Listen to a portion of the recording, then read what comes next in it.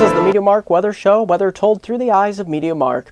Before I get into some viewer photos sent in, I'm going to take a look here at Tropical Storm Karen. You can see on the satellite picture, Tropical Storm Karen is encountering some dry air on the west side, and it's also encountering some shear on the southwest side. That's displacing the thunderstorms further east. Now, what will that mean for implications of the intensity track? I'm really not expecting Karen to become a hurricane at this point, although there's still a slim chance she might become a hurricane. You see the zoom in on the cone of uncertainty here. It almost looks like tonight and early tomorrow morning it'll be making a beeline for New Orleans, but it will veer off at the last minute because of these double high pressure systems here back in Florida, which will help steer the storm around the periphery of these high pressure systems and move it up, and then eventually push it towards the portions of Biloxi, Mobile, and eventually over towards Pensacola and the Big Bend of Florida. So that's what we're looking at here. If we take a look at the elongated view of track of Tropical Storm Karen here, in time, Karen will eventually head up the eastern portion of the coastline between the East Coast and the Appalachians, but it will remain in a progressive flow, meaning it'll get caught up in a cold front to the west, this low pressure trough digging here, and these high pressure systems that are blocking it will help push this system up the I-95 corridor up through the mid-Atlantic and the Northeast, where we'll see some rainfall, but it won't be tremendous amounts of rainfall. On average, 2 to 3 inches. Now let's take a look at those tropical storm watches and warnings, and there's still a hurricane watch, but there's a slim chance it could become a hurricane. Take a look at that tropical storm warnings for New Orleans, over towards southern portion of Louisiana, extending over towards Biloxi, Mobile, and over towards Pensacola, the Big Bend of Florida. These are the areas that could see these tropical storm force winds greater than 40 and less than 74 miles per hour.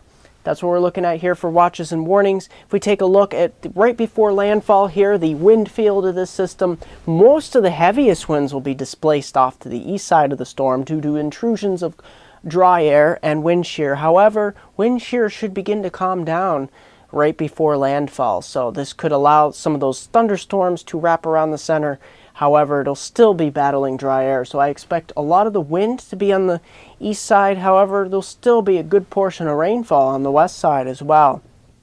And if we take a look at the scenario map here, that trough digging that's brought the heavy blizzard here, 18 to 25 inches of snow across much of portions of Montana, Wyoming, up through now the Dakotas. That'll be spreading severe weather across the lower Great Lakes here during the day on Friday and Saturday. But then if you take a look at this system, will get caught up in this front. This is a progressive front. It's moving fairly rapidly, so it won't allow this system to really sit and spin for too long, and that's good news for the flooding situation. There won't be many flash flood watches or warnings being issued. The system will remain in a progressive flow and pretty much head up the I-95 corridor of the Northeast and exit by Tuesday and Wednesday next week.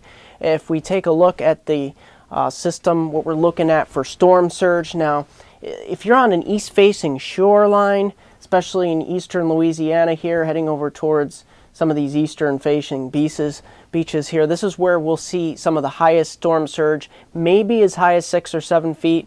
Average will be 4 to 6 feet in many areas here. So we're not looking at tremendous storm surge, but enough to cause some of the lower-lying areas to flood and some concerns here.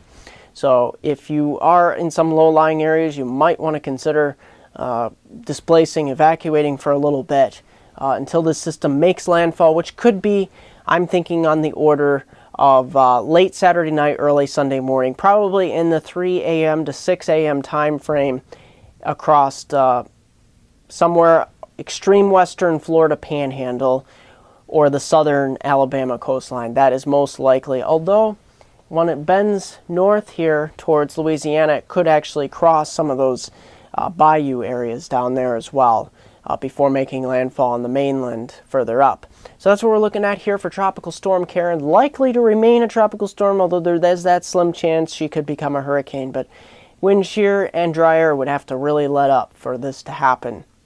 So that's what we're looking at for Tropical Storm Karen here. I'll continue to update you. I can't always promise updates over the weekend, but I will have my micro updates, which I will show you. That will be shortened versions, and I may not come on the screen completely, but that's what we're looking at here at MeteoMark. I'm going to show some viewer photos here from Linden, Texas. This is Lucas D. from Linden, Texas. He's got some nice foliage pictures. This is the flip side of the coin. This is where the nice weather's going on in the country right now. Instead of the north central Gulf Coast, you have northeast Texas here. And if we scroll through these photos, we can actually see a nice beautiful sunset on this last photo.